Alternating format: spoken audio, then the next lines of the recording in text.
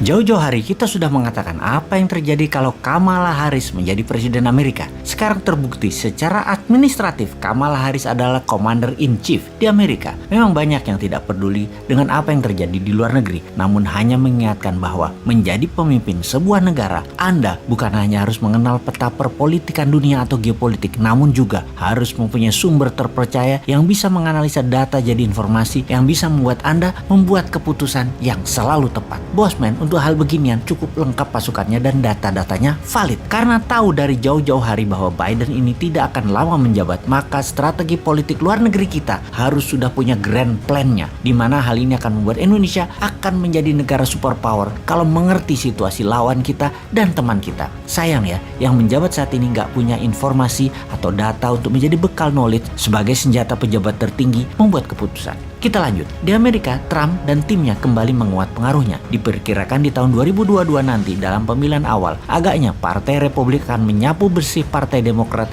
di Senat dan di Kongres. Trump saat ini adalah pengendali Partai Republik di Amerika. Kemungkinan besar kebijakan Amerika di tahun 2022 adalah mulai serang Tiongkok secara lebih frontal. Hot war akan mungkin terjadi, walau dunia lebih senang dengan cold war, perang spionase, perang intelijen, perang dagang, perang cuaca, namun agaknya hot war bisa terjadi dan ground floor-nya atau battlefield-nya adalah Taiwan. Kita semua mengetahui setelah Tiongkok meluncurkan virus kemudian muncul vaksin dan kemudian PCR. Di Indonesia doang sih PCR, kalau di negara lain PCR itu buat yang sakit. Di sini di Indonesia PCR itu buat semuanya, yang sakit terutama yang sehat. Semua itu lebih kita kenal dengan istilah pandemi. Ini semua adalah masalah demand dan supply. Dalam bisnis, kemampuan create demand adalah kunci sukses. Untuk pandemi kali ini kita tidak usah jelaskan mana yang supply, mana yang demand. Anda pasti sudah pinter. Kemudian masalah climate change. Ini hanya akal-akalan istilah. Lebih tepat kata-katanya bukan climate change, tapi climate warfare atau perang cuaca. Perang cuaca juga merupakan rencana bisnis, yaitu create demand dan menyediakan supply. Kita semua tahu cuaca ekstrim tercipta akan mengakibatkan kekurangan pangan di seluruh dunia. Kita menengok sedikit. Artificial food berbasis plant atau tanaman dan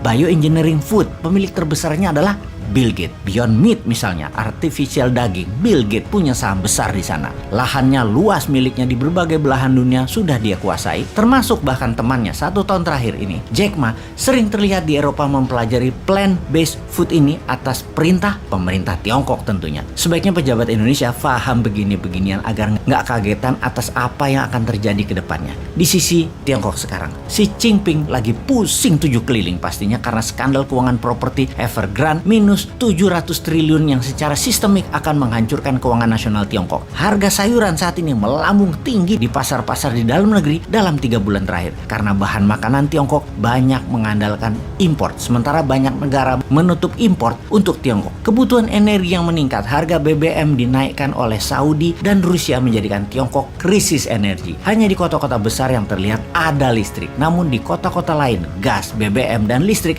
bermasalah besar di Tiongkok. Aktifnya mesin-mesin produksi ternyata membuat cuaca ekstrim terjadi di Tiongkok yang menyebabkan polusi berat hampir di semua wilayah pantai timur Tiongkok. Efek gejala memburuknya keadaan dalam negeri tersebut terjadilah panik buying di masyarakat saat ini. Rencana Xi Jinping untuk tidak kehilangan muka di dalam negeri, yaitu Tiongkok berjanji akan melakukan aneksasi atau penggabungan Taiwan, agaknya akan menjadi isapan jempol. Tiongkok tidak akan punya kekuatan logistik diperkirakan untuk menyerang Taiwan. Makanya kalau Newman jadi Commander in Chief di Indonesia, maka seluruh produk yang menuju Tiongkok alias barang ekspor ke Tiongkok seperti batu bara, nikel, dan bahan baku lainnya ditahan, jangan dikirim. Maka Tiongkok pasti panik, akan bertekuk lutut itu Tiongkok di depan Newman. Lalu seperti Putin dengan Trump, dijadikan Trump Presiden Amerika di 2024 dan Indonesia harus bermain. Jadikan Trump di tahun 2024 Presiden Amerika, namun pastikan hutang IMF Indonesia dinolkan, lunas. Tirulah cara Putin tersebut. Lalu apa yang kita lakukan? Cyber army para buzzer akan dipakai untuk memainkan ke negara adik kuasa tersebut,